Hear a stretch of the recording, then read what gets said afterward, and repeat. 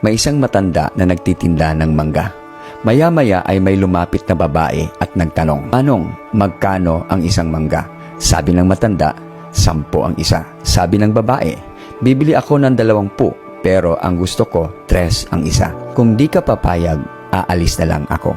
Sumagot ng matanda, "Sige ma'am, bilihin nyo na lang po sa presyong gusto ninyo. Wala pa akong benta sa araw na to." At bumili nga ang babae. Pagkatapos niyang bumili, pumasok ang babae sa sikat na restaurant sa syudad para bumili naman ng kanyang pagkain. At ang tanong niya, "Magkano ang pagkain nyo?" Sumagot ang cashier, 450 lahat ma'am. Nagbayad ang babae ng 500. Sabay-sabi, "Sayo na ang sukli."